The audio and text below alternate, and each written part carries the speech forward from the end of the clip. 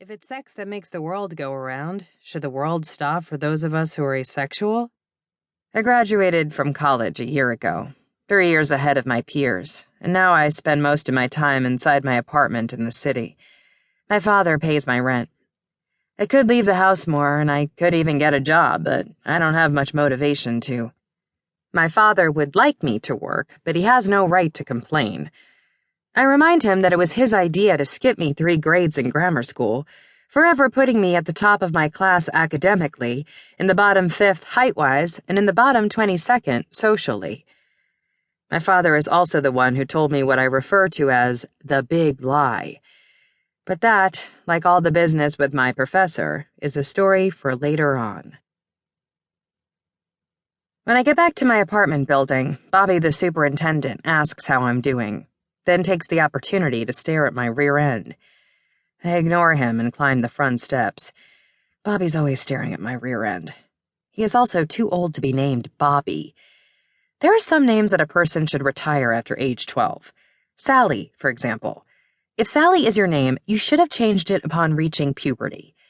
Grown men should not be called Joey, Bobby, Billy, Jamie, or Jimmy. They can be Harry until the age of 10 and after 50, but not between.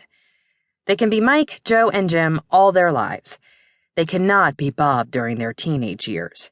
They can be Stuart, Stephen, or Jonathan if they're gay. Christian is not acceptable for Jews. Moisha is not acceptable for Christians. Herbert is not acceptable for anyone. Buddy is good for a beagle.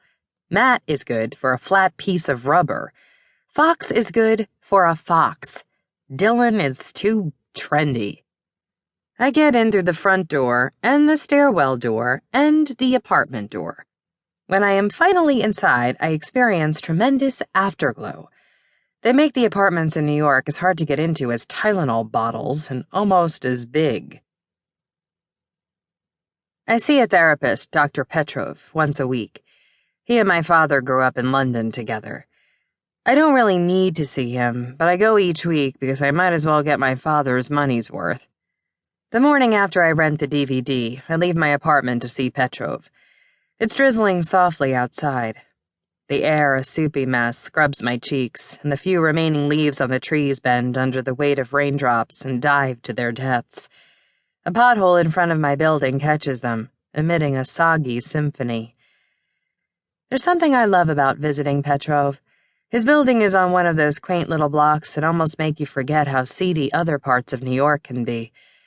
Both sides are lined with stately brownstones, whose bright painted shutters flank lively flower boxes, the tendrils dripping down and hooking around wires and trellises. The signs on the sidewalk are extremely polite. Please curb your dog. $500 fine for noise here. It's idyllic and lovely.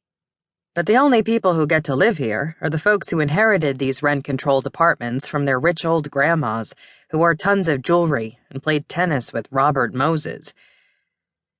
Petrov's waiting room is like a cozy living room, with a gold-colored trodden carpet and regal-footed chairs. One wall is lined with classic novels, a pointless feature since one does not have the time to read Ulysses while waiting for a doctor's appointment. A person would have to make more than 300 visits to Petrov in order to finish the book, which just proves that someone would have to be crazy to read all of Ulysses. But a waiting room is not the proper place or situation to read any book. All books have a time and a place. Anything by Henry Miller, for instance, should be read where no one can see you. Carson McCullers should be read in your window on a hot summer night. Sylvia Plath should be read if you're ready to commit suicide or want people to think you're really close. On Petrov's coffee table, there's more literature. The L.L. Bean catalog, Psychology Today, the Eddie Bauer catalog, the Pfizer Annual Stockholders Report. I admire Petrov's ability to incorporate his junk mail into his profession. The door to Petrov's office opens and a short guy walks out, lowering his eyes as he hurries past me. No one I've ever passed coming into this office has made eye contact with me, as if it's embarrassing to be caught coming from a therapy appointment by someone who is about to do exactly the same thing. Petrov stands in his doorway.